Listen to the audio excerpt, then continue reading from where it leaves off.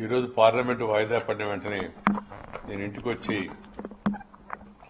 మా కుమార్తె కోరిక మేరకు 17 ఆగస్టున నెల్లూరు స్వర్ణ భారత్ ట్రస్ట్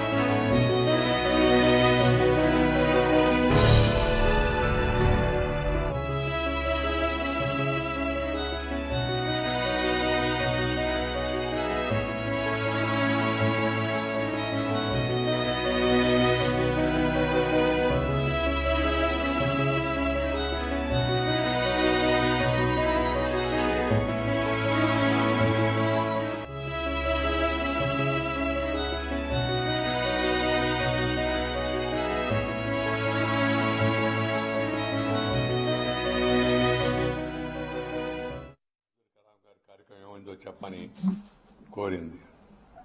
ఆ తర్వాత ఈ దిగ్భ్రాంతికరమైన వార్త వచ్చింది. తనకు జీవితంలో ఎంతో ఇష్టమైన యువతరంతో విద్యార్థులతో ముచ్చటిస్తూ ఆయన నేల కొరవడం చాలా విచారకరం.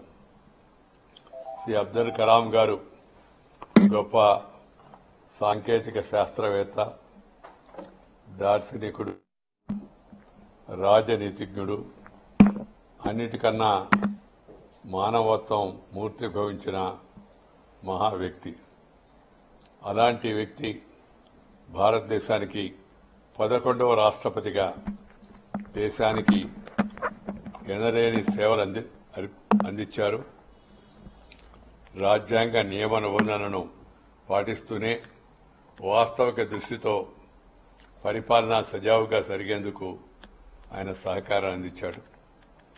అదేవిధంగా తన జీవితంలో యువకులకు ప్రోత్సాహాన్ని ఇచ్చి ప్రేరణ కల్పించి వారిని మంచి భారత పౌరులుగా తయారు చేసేందుకు శ్రీ అబ్దుల్ కలాం గారు చేసిన కృషి ఎనలేనిది.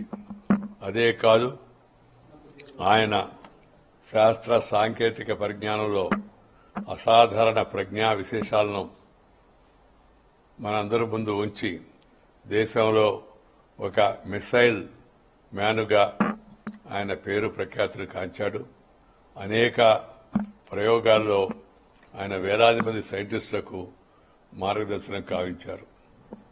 అలాంటి వ్యక్తి జీవితంలో ఉన్నత ప్రమాణాలు పాటిస్తూ తను అధిరోహించిన పదవికి వన్నె తెస్తూ ఒక గొప్ప శాస్త్రవేత్తగా, ఒక గొప్ప పరిపాలనా దక్షుడుగా, రాజనీతిజ్ఞుడిగా ఆయన ఉన్నత ప్రమాణాలు దేశ ప్రజల ముందు నెలకొల్పాడు. తనకు ఎంతో ఇష్టమైన యువతను ప్రేరేపించి ఆలోచింపజేసి మంచి భవిష్యత్తు కలిగిన పౌరులుగా తయారు చేసేందుకు ఆయన ఎల్లప్పుడూ పరితపిస్తుండేవాడు. అదే పరితపనతో ఇవాళ మన యొక్క మేఘాలయ రాష్ట్రంలోని షిల్లాంగులో ఆఖరి శ్వాస విడవడం మనందరికీ ఎంతో దుఃఖదాయకమైన సమాచారం. ఆ మహనీయుడికి నిజమైన నివాళులు ఆయన చూపించిన మార్గంలో మనం పయనించడం, ఉన్నత ప్రమాణాలను పాటించడం, అలాగే జీవితంలో ఉన్నత లక్ష్యాలకు చేరుకోవాలంటే ఉద్దేశంతో కలలు కనడం, ఆ కళలు నిజం చేసే ప్రయత్నం చేయడం అవుతుందో అదే ఆయనకు మనం అర్పించేట నిజమైన నివాళిగా నేను భావిస్తున్నాను. భారత మాత బొద్దుబిడ్డ, భారత రత్న డాక్టర్ అబ్దుల్ కలాం గారి యొక్క అడుగుజాడల్లో నడిచేందుకు మనందరం కూడా కంకణబద్దునై ముందుకు వెళితే అది వారికి మనం అర్పించేట నిజమైన నివాళి అనిపిస్తుంది. రేపు సమావేశం అవుతుంది. వారి మృతి పట్ల సంతాపాన్ని ప్రకటిస్తుంది. బీజేపీ పార్లమెంటరీ సమావేశం కూడా జరిగి సంతాపాన్ని ప్రకటించిన తర్వాత వాయిదా పడుతుంది. ఆ తర్వాత పార్లమెంట్ యొక్క ఉభయ సభలు కూడా రేపు సమావేశమై వారికి నివాళులు అర్పిస్తాయి. ఆ తర్వాత ప్రభుత్వం రేపు కేంద్ర శోక దినంగా పాటించి సెలవు ప్రకటించేట అవకాశం కూడా ఉంది. ఈ కబురు తెలిసిన వెంటనే నేను ప్రధానమంత్రి గారు మాట్లాడాను.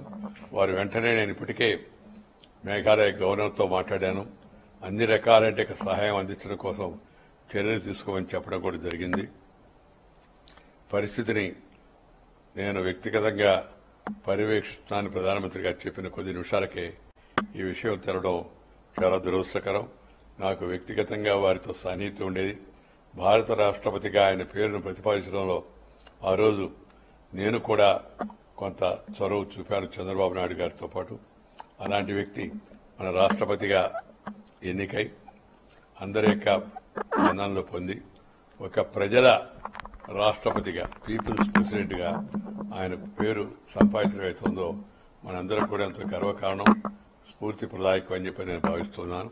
వారికి మనం అర్పించే నిజమైన నివాళి వారు చూపించిన అడుగుదారులో పయనించడం, ఉన్నత ప్రమాణాలు పాటించడం, తద్వారా దేశాన్ని ముందుకు తీసుకెళ్లే ప్రయత్నంలో మనందరూ భాగస్వాములు కావడమే మనం అర్పించేట నిజమైన నివాళులని నేను భావిస్తూ ఉన్నాను.